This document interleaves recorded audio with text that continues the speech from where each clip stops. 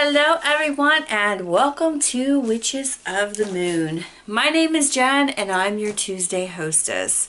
Now this week's topic, we are still talking about abilities, but the way that we are going about it this week is talking about how we use our abilities or our gifts to help others. And you know, growing up as a kid, I was always helping people no matter what.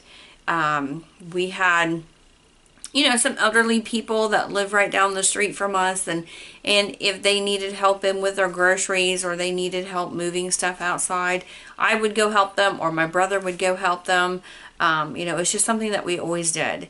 Even when I would go to my grandma's house, she had elderly neighbors, and I remember one, especially, he lived right across the street from my grandmother, and he didn't really have a lot of family around him. So on the weekends when we would go over there, I would go over and I would sit and talk to him and, just do what, help him out in any way that I can. He was probably in his late 70s, early 80s, and he didn't mind that I would come over there and chat with him for a few minutes on the weekends. But I know that isn't the gifts that or the abilities that we're talking about, but when it comes to helping people, I am definitely not a stranger to that. Now when it comes to using your gifts or your abilities that you have, whether it be tarot readings, oracle readings, pendulum readings, whatever it may be, even if you're getting a mediumship reading or an intuitive reading, or you're doing a spell for somebody or any other type of working, I do think that if you're going to do that, there needs to be some kind of energy exchange. And otherwise, one person, if you're giving all the time, it depletes your energy, and at some point you have nothing else to give.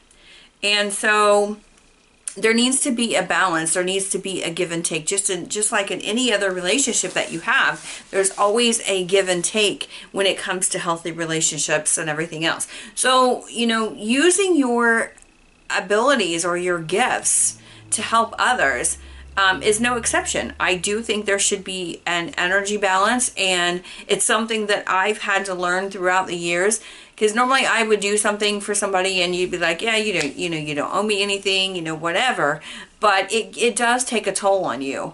And so I have learned that there needs to be an energy exchange of some sort. Whether if you're going to do a reading for somebody, let's take that for an example. If you're going to do a tarot reading for somebody, maybe they'll do a reading for you. Just kind of exchange readings that way. If you're going to do anything, just make sure there's an exchange, whether it be money, whether it be another type of reading or another type of service that they offer. Maybe you'll do a reading for them, they'll cast a spell for you, whatever it happens to be. I don't think there's anything wrong with that. I think it's a great thing to do. I know there are many people who think that you have this gift and so you should use your gifts and it should be for free, that you should not charge, that you shouldn't charge to teach, you shouldn't charge to give readings, you shouldn't charge to do spells, you shouldn't charge to do anything, because they just think they should have everything. And I don't agree with that. And I think there's a big discussion on that. There always is. I mean, even Elvine was talking about that on her channel recently, where she was talking about the exact same thing that we're talking about here.